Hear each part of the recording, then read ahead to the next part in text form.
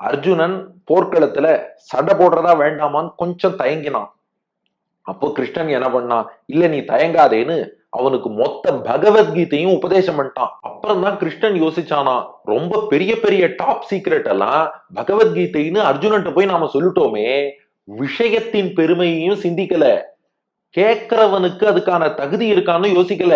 நாம பாட்டுக்கு அளவலை என்னென்னலாம் தெரியுமோ எல்லாத்தையும் வெளியில சொல்றேன்னு சொல்லி இப்படி பகவத்கீதையை சொல்லிட்டோமேனு அப்புறம் யோசிச்சானா கிருஷ்ணன். அதனாலதான் பகவத்கீதை பூர்த்தியாகி சரம ஸ்லோகம் சர்வ தர்மான் பரித்தியஜே மாமேகம் சரணம் பிரஜ அதெல்லாம் ஆனப்புறம் கிருஷ்ணனை யோசிச்சுட்டு அர்ஜுனன்ட்ட சொல்றான், இங்க வாடா, நீ பாட்டுக்கு அவசரப்பட்டு தபஸ் இல்லாதவன், ஸ்ரத்தை இல்லாதவன், கேட்கணுங்கிற விருப்பம் இல்லாதவன் அவளுக்கெல்லாம் சொல்லிடாத, உனக்குத்தான் நான் கொஞ்சம் அவசரப்பட்டு சொல்லிட்டேன்னு ஆனா கிருஷ்ணன்.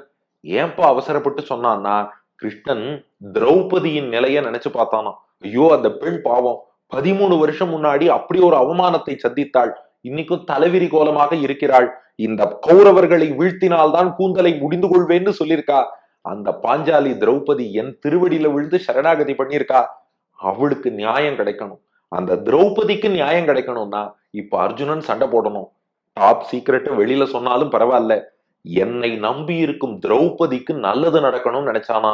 அதனாலதான் அளவலை. சில பேர் கொஞ்சம் பாருங்க வேடிக்கையா நம்ம ஏதோ வியாக்கியானம் பண்ணும்போது இவர் ஏதோ ஜோக் சொல்றார், கிருஷ்ணன் அதிக பிரசங்கி நிறைய பேசுவான்னு சொல்லுவார்னு தோன்றது.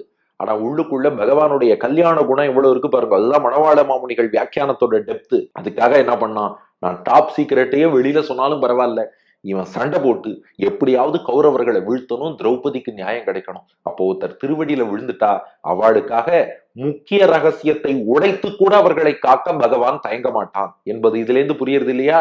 அதுதான் அளவலை. அப்ப அதிகமாக பேசக்கூடியவன், மனசுல பட்டதை ஓப்பனா சொல்றவன், அர்ஜுனனுக்கு தகுதி இருக்காங்கிறத யோசிக்கல. அவன் சொன்ன விஷயம் இருக்கே, உபனிஷத்துல கூட இவ்வளவு விரிவாக இந்த சரணாகதி எல்லாம் பத்தி சொல்ல மாட்டா. கிருஷ்ணன் ஓப்பனா பகவத்கீதையில சொல்லிட்டான். ஏன் உபநிஷத்துலயும் ஓப்பனா சொல்ல வேண்டித்தானேன்னா, அப்புறம் புத்தகத்தை படிச்சவர்லாம் வித்வான்னு சொல்லிடுவார், ஆச்சாரியன்ட்ட கேட்டு தெரிஞ்சுக்கணுங்கிற எண்ணம் வராது. அதனாலதான் வேதம் மறைன்னு சொல்றோம், மறைச்சு மறைச்சு தான் சொல்லும். இல்லைன்னா இப்ப வேதத்திலேயே எல்லாம் ஸ்பஷ்டமா இருக்குன்னா இப்ப இத்தனை சித்தாந்தங்கள் இத்தனை விவாதங்களே இருக்காதேன்னு ஒருத்தர் கேட்டார். இருக்காதுதான்.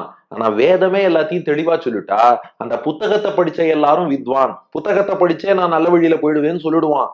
புத்தகத்தை படித்து அறிவு வராது, ஆச்சாரியன்ட்ட அடிபணிந்து கேட்டுக்கொண்டால்தான் வரும். அதை உணர்த்தத்தான் வேதம் மறைச்சு மறைச்சு சொல்லித்து.